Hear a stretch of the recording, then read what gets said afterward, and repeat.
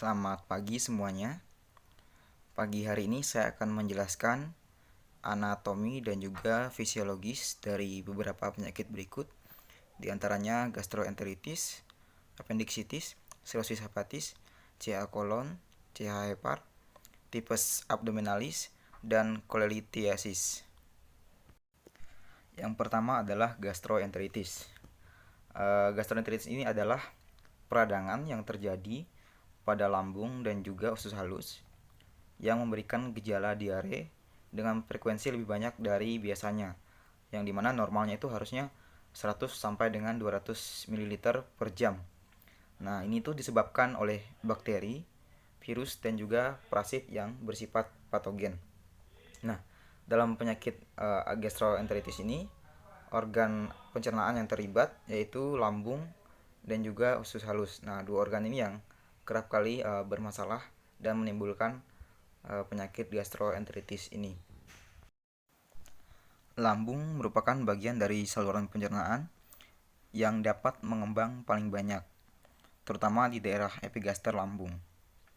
Ini tuh terdiri dari bagian atas fundus uteri berhubungan dengan esofagus melalui orifisium pilarik terletak di bawah diafragma di depan pankreas, dan limpa menempel di sebelah kiri fundus uteri. Nah, jadi seperti gambar di samping itu adalah gambar lambung. Nah, lalu untuk fisiologis dari lambung, di mana fungsi lambung itu adalah yang pertama, lambung menerima makanan dan bekerja sebagai penampung untuk jangka pendek. Lalu semua makanan dicairkan dan dicampurkan dengan asam hidroklorida, disiapkan untuk dicerna ke usus. Lalu mengubah protein menjadi pepton pada putih telur dan albumin. Lalu berikutnya yang keempat, susu dibekukan dan kasein dikeluarkan. Lalu pencernaan lemak dimulai di dalam lambung. Lalu membentuk faktor anti-anemi, dan juga isi lambung yang cair disalurkan masuk ke duodenum. Lalu berikutnya renin sebagai ragi, dan yang terakhir juga memproduksi asam garam atau asam klorida atau HCl. Lalu yang berikutnya adalah usus halus. Anatominya adalah saluran pencernaan di antara lambung dan usus besar yang merupakan tuba terlilit yang merentang dari sphincter pylorus sampai katup ileosekal. Tempatnya menyatu dengan usus besar. Lalu untuk susunan usus halus itu terdiri dari duodenum, disebut juga usus 12 jari, yaitu panjangnya kurang lebih 25 cm, berbentuk sepatu kuda melengkung ke kiri. Pada lengkungan ini terdapat pankreas.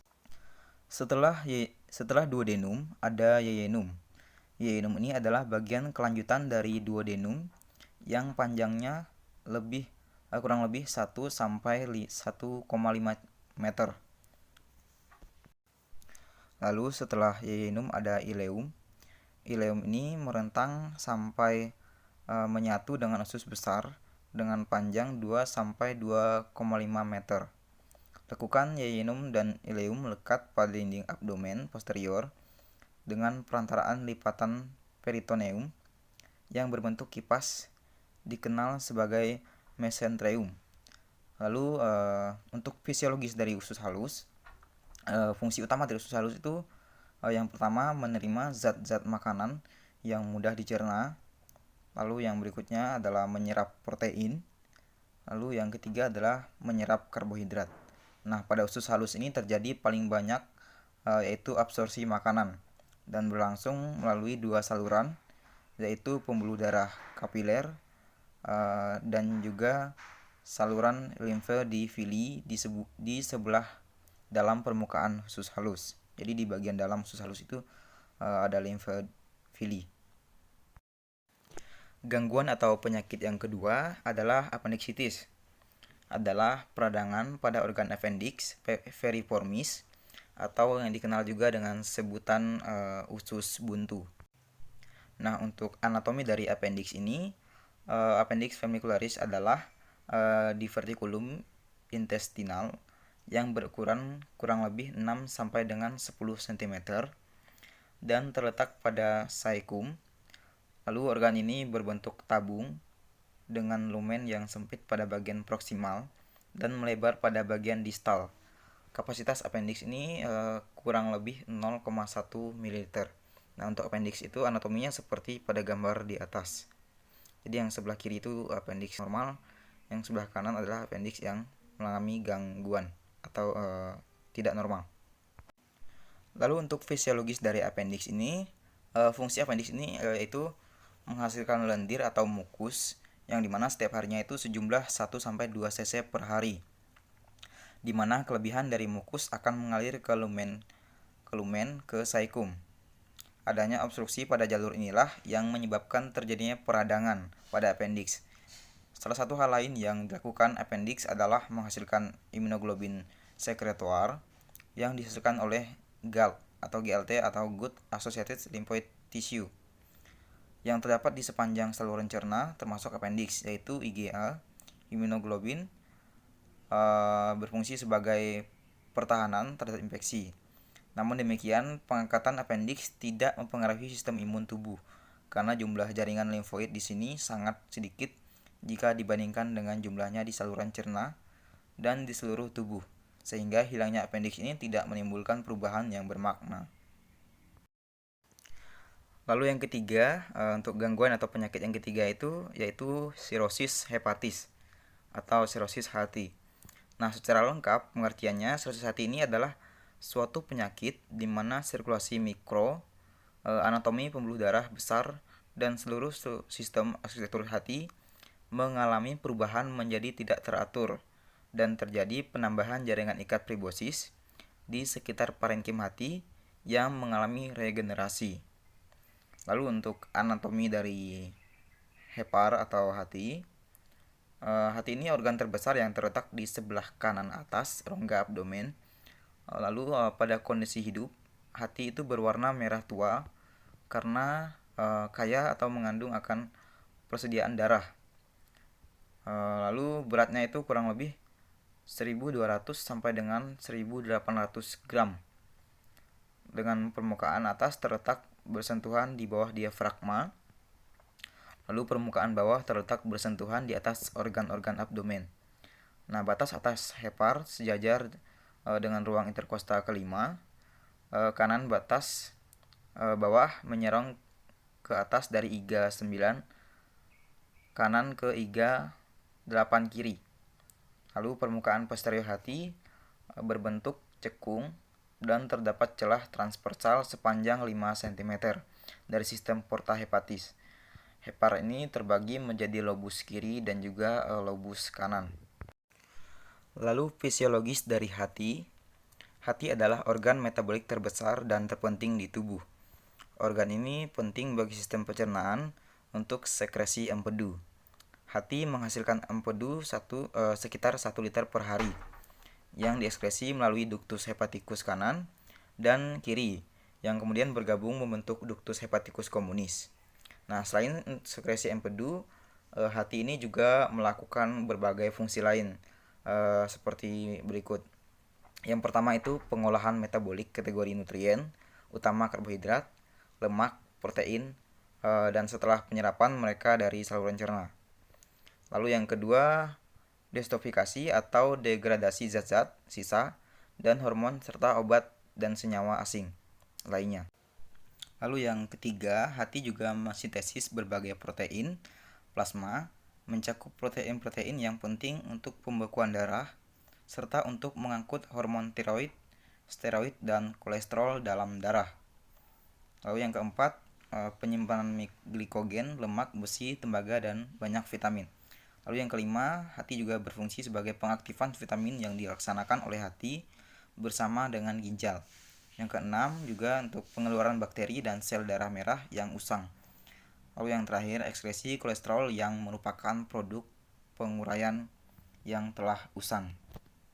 Nah, lalu untuk gambar di atas, yaitu ada dua gambar. Yang sebelah kiri adalah hati sehat, yang sebelah kanan adalah hati yang mengalami sirosis hepar atau sirosis hati.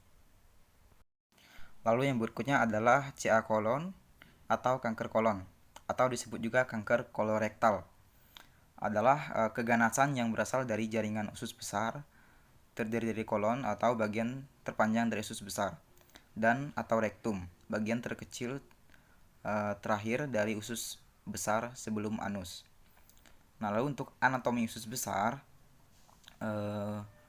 merupakan saluran pencernaan berupa usus berpenampang luas atau berdiameter besar dengan panjang kira-kira 1,5 atau 1,7 meter dan penampang 5 cm. Lalu lanjutan dari usus halus yang tersusun seperti huruf U terbalik mengelilingi usus halus terbentang dari vulvula ileocecalis sampai ke anus.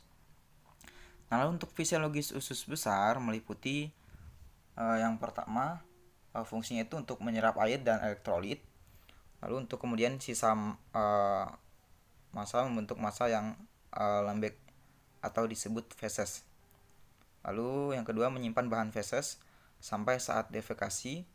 Feses ini terdiri dari sisa makanan, serat-serat selulosa, sel-sel epitel bakteri, bahan sisa ekskresi, dan juga magnesium fosfat dan Fe.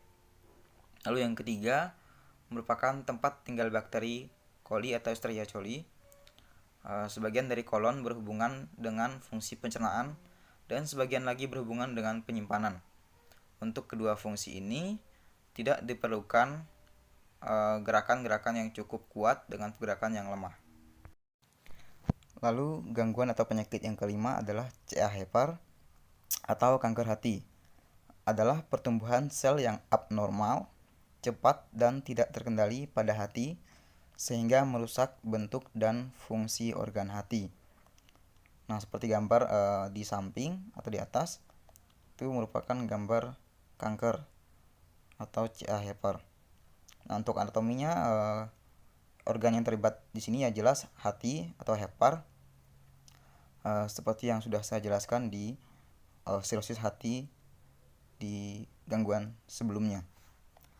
Fisiologisnya juga kurang lebih sama karena satu organ atau sama-sama organ hati. Untuk CA Hepar dan sirosis hepar ini merupakan sama-sama menyerang hati, menyerang organ hati, tetapi perbedaannya adalah untuk sirosis itu lebih kepada penambahan jaringan atau jaringan parut seperti pada gambar tadi. Lalu yang kanker hati, nah dia itu adalah pertumbuhan sel yang abnormal, jadi terjadi pertumbuhan sel yang tidak normal yang berlangsung secara cepat dan tidak terkendali sehingga tuh bisa merusak bentuk dan juga fungsi dari organ hati tersebut. Jadi meskipun sama-sama menyerang hati tetapi gejala dan efek yang ditimbulkan itu adalah berbeda. Yang keenam, gangguan atau penyakitnya itu yaitu tipes abdominalis atau disebut juga demam tipoid. Adalah penyakit infeksi akut yang disebabkan oleh kuman gram negatif Salmonella typhi. Seperti gambar di samping itu adalah kuman atau bakteri Salmonella typhi. Lalu tipes abdominalis ini adalah penyakit infeksi akut yang biasanya terdapat pada saluran pencernaan dengan gejala demam yang lebih dari 1 minggu, gangguan pada saluran pencernaan dan gangguan kesadaran. Lalu tipoid adalah penyakit infeksi akut usus halus yang disebabkan oleh kuman Salmonella typhi dan Salmonella paratyphi A, B, C. Lalu sinonim dari penyakit ini adalah tipoid atau paratipoid abdominalis. Nah, jadi tipes abdominalis ini penyakit yang disebabkan oleh bakteri atau kuman Salmonella typhi yang menyerang organ pencernaan, khususnya adalah usus halus. Jadi yang anatominya yang diserang itu adalah usus halus. Untuk anatomi usus halus sendiri, usus halus ini sama seperti pembahasan sebelumnya di organ GE.